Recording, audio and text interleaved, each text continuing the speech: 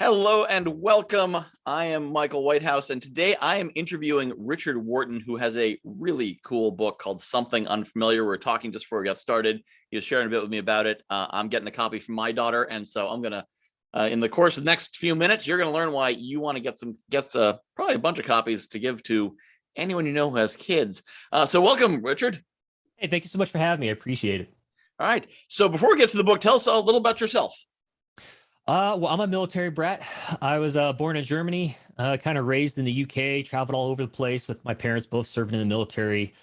When I got out of high school, I joined the military myself. I did 7 years in the military, 3 tours to the Middle East, got out, went to college. After college, I started on my own endeavor as a content creator online with different social medias. And I got to a point to where I wanted to write a book about an experience that I had with my son. So I wrote Something Unfamiliar, and it was recently published, and I'm pretty excited about it. Great. So if we're going to the book, before we went on the air, you were telling me about the story of how the book came about, which I thought was really interesting. So share that with the audience. Well, my son, he struggled with night terrors, and he had a lot of nightmares, and he struggled with the dark, Mhm. and there was a lot of sleepless nights for us parents. And what was interesting about his whole experiences with the night terrors is that he had a visitor, is what he was telling us about. He was being visited by a robot man, and that was quite alarming for his mother and I. And he finally asked me to stay in his bed one night, and I did, to see if this robot man would show up. And of course, he didn't.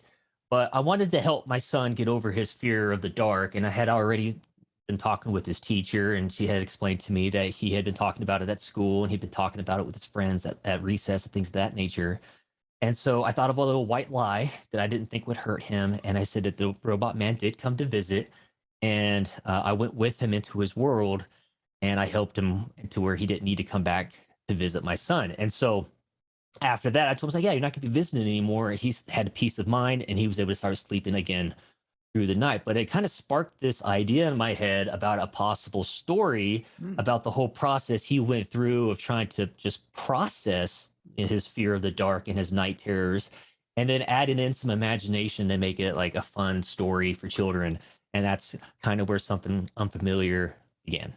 Yeah. I love that concept of kind of turning it around. First off, embracing what your son was saying instead of being like, "No, there's no robot man. Stop. No, I need to sleep. Leave me alone."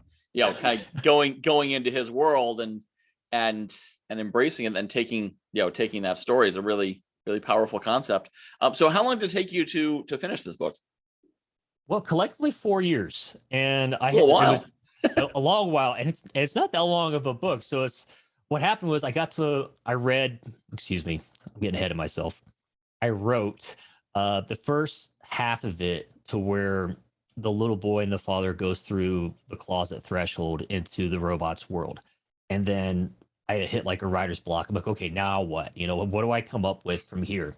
And I had a lot of my friends and family members kind of read what I already had, and they all loved it. They're like, "Yeah, you need to finish this. You need to continue it." And I'm like, I don't know where to go with this. And I used other children's books as a reference, and they all had kind of like an underlining theme of just like a normal story, the intro, the climax, and resolution, things of that nature. Excuse me. And I wanted to kind of follow suit, but I couldn't think of anything. And that's when I started my content creator journey. I did that for about 3 years. And then I myself went through some personal things to where it was suggested that I cut back on my content creation journey and focus on something else. And I took that advice and I went back to my book. And then all of a sudden, like, my creativity came back to me, and I was able to get past whatever that writer's block that I Hmm. had, and then finish the story. And that's why I took 4 years, because I took a long break. Okay. Yeah, because sometimes you have to go through that journey to get there, and but it sounds like you made something well worth the time doing that. Now, so you employed some ambiguity in the story. You said in terms of doing that. Tell us a little bit about that. Well, I wanted it to be kind of relatable, because I know a lot of children struggle with the dark. And I think that just has to do with the unknown, because you can't really see that well in the dark, Mhm. obviously. And as a young kid, your imagination gets the best of you, and you can't really make things out. and I wanted that to be relatable, like I said. So I left it ambiguous to where, other children can kind of insert themselves as the child, with it not have, like, the little boy doesn't have a name, and the father, he doesn't have a name. And so, I wanted the father to also be ambiguous to where anybody else reading could be that individual. And I kind of kept that theme throughout the book, just so in hopes that it would be relatable for others, or they can insert themselves as that character in the story to kind of help them out. Because I imagine there's other people out there whose children struggle with the same thing that my kid did, to where maybe this might help them out.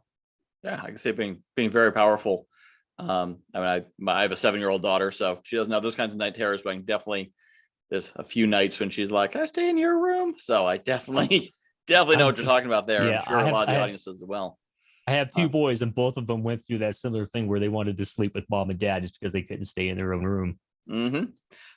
So tell us about the robot world. What are some of the underlying tones of that? Okay, so this is where it kind of gets into, like, my personal, like, why I stopped content creation. I kind of went through a little mental health crisis, and it was suggested that I turn my creativity into something else rather than the content creation, on social media and things of that nature. So I put it into the book. And so the underlining tones that can be found in the robots world are how I was viewing the world at the moment, where I was in my, like, depressive state. I was sad. I felt lonely. I felt broken. And I knew that, I needed to be fixed. And so I was doing what I needed to get help. And the book was my outlet for that. And so the robot world is how I was viewing the world at the time. And what I really love about how the robots knew to go to the children to help them is how I felt. Like, I really leaned on my children at that time, and those are some of the underlining themes that can be found in the story. Okay. Yeah. So it's like knowing that the children are more carefree and in touch with that natural energy. Oh yeah, and, they see things in a different point of view than adults do. We're very inside the box. The children are very outside the box, and you get that view from a child in this story. Excuse me. Yeah, that makes a lot of sense. Kind of drawing. So it's not so much you were leaning on your children as you were kind of drawing that freedom and energy from them. Correct. I love that. So what comes next for Richard Wharton, the author? Continuing, because I left it with a lot of open questions that I imagine any reader who picks it up and be like, yeah, this father, because there's a lot of scenes where he's asking these questions and they don't get an answer. And as a reader, I would want to know those answers as well. And so I left it open on purpose so that I can do more stories. And I've already started on the next one. And I'm really excited about it because it can go a lot of different ways, but I still want to keep it with the same theme of the first one of, a child in need and helping others in need. And, both parties, getting the help that they need as well. So trying to keep that theme in all these continuing books is a challenge, because I don't want it to be the same, like Fear of the Dark could be continued in the rest of them. I want it to be different fears or concerns that children commonly come across, and just a process of how they can go about processing those emotions, either with help from others or from experiences. And so I want to continue that with future books with this storyline. Nice. Okay, that's a great concept. So kind of you're thinking the same universe, or just similar storylines? Or it's definitely in the same universe, same storyline. However, I'm bringing in other robots, other humans, and it's not going to be, just the same one that we're following right now. It's going to be a collective. I guess I could kind of release some of the information from where the robots world is. It's so vastly large that you couldn't traverse it like we can ours, with like planes and cars and, you name it. However we traverse the world, they can't do that because it's so large. They have to use portals to get around because of how large it is. And so with that concept that they're able to come into our world through a portal, in theory, they can go to other parts of our world with their portals, get their world help. And so that's kind of what the message is with the continuing books from here on out. I'm tiptoeing around the information. I apologize, because I don't want to give away too much too early on. Yeah. And but yeah, so some great ideas, great concepts there. And you've built a great canvas to paint on, by having such a large world and the portals and when I think a mistake some authors make, they paint themselves into a corner, and then they're like, oh, I already defined the whole world, I defined the world government, or I defined, whereas if you have this large world, no matter how much you write, you guys be like, oh, the world's really big. Meanwhile, over here, even further over, we thought it was the edge, but there's another city over here, or another kind of robot over there, and where the robots come from and why are they on this world, and there's a lot you can explore that lets people really dive into it. A lot more information to come into future books because of everything you just said. And oh man, I had a thought there. I just lost it. I apologize. That was an amazing thought. Yeah, okay. I'm sure we'll come back to it. So who are what is there a target age range of kids who really? It's definitely in the younger age range because the book itself, the pages, it's 33 readable pages and 33 illustrated pages that I did, and I set it up to where a parent would be reading to their child. But imagine if the child's a little bit older. It's like I have a 9-year-old son, and he can pick it up and read it himself, and he loves the book, especially since he knows that the child's based off of him. So he told his teacher all about, all his friends all about it, and he likes to go around showing people it. It's really quite cute. He's like my biggest fan. Okay, yeah. So it's not, because I was looking at it, looks like a great book for children who are just starting to read early chapter books and those kinds of things. Definitely early on. Yep. Yeah, it has a art on one page, and the facing page has text, so it's bright and colorful and engaging, as opposed to traditional books, which I read quite a few regular books without pictures, but those tend to be a lot of black and white and words and more words and then a bunch more words. So for younger folks, the format you have, I could see being a really effective one, having the art on one side and the words on the other. Now, and I believe you mentioned that you've already been recognized. This book's gotten a bit of recognition already. It has, which to my surprise, I wasn't expecting. So I got the Plume Award for Literacy Excellence that you can be seen here in the upper right-hand corner. Oh, wow. Yeah. And when I had asked my publicist what that meant, because I had no idea what it was, I'm really ignorant when it comes to the author and writer's world. I'm learning everything as I go. They took just the written portion of my book, not with the pictures, and sent it to other branches globally, to different continents that they have influence in, for feedback on the story. And all the feedback that came back was just great reviews. And because of that, it got the award for literacy excellence, which at the time I was like, okay, no big deal, but apparently it was a big deal. And then it's going to be in the Frankfurt Book Fair in Germany this year, coming October. And I guess that's a pretty crowning achievement for a lot of authors as well, because they try to get into it. That's where the book fair that all authors try to get in, where all the major deals come from. And at the time, that didn't sink in with me either until after I tweeted about it, and everybody started giving me all these, congratulations. I've been trying to do that for years. How did you do it? And my palms go up. I'm like, I guess I went to the right publisher. Because I'm awesome, I guess. Yeah. Well, it's nice to have that type of feedback, because it's motivation to continue to put work into future books, and it gives you kind of that validation of like, yeah, I did something good, and people like it, and that's one of those good feelings to have, like a personal achievement. I always wanted to write and illustrate my own book. I didn't expect it to have any good reviews. I just wanted to do it as a personal achievement, and to have all the good feedback come back, just warm fuzzy feelings, I guess you can kind of say.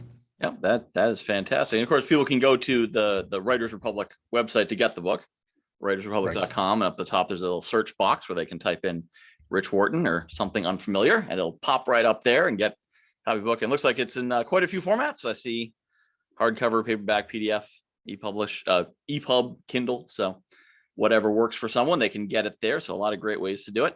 And is there anything else you'd like to share about both the book or the journey or your story that I have neglected to ask about? Oh my gosh. I don't know. I feel like we covered quite a bit. I don't want to like ramble on. I sometimes kind of like run off tangent and just keep going. But it's one of those stories, like I had mentioned, that you want to read to your kid, because it's an experience for both the parent and the child. And the fact that the illustrations, you'll notice, like it goes from very colorful being in our world, and then they step through the threshold into the robots world, and there's absent of color, and that's difficult for me as the author to try to keep the child's attention, because they're listening to their parent read, but I wanted, like you're saying, words on one side, picture on the other side. I Mhm. wanted to keep the kids' attention on the page, and there's a lot of gray and dark colors and tones, so it was concerning in regards to, am I going to lose the child's attention? Am I going to lose their interest? And so trying to keep that balance was a challenge for me. And the way he goes about helping the world, I think, is very beautiful. And it touched my feelings after it was done, to the point to where when I read it to my child, I ended up crying to my own book. I was like, oh man, that really pulled on the whole heartstring. I'm like, he's like, oh dad, you really like your book, huh? And I'm like, wiping away. You're like, yeah, son, it's a real good book.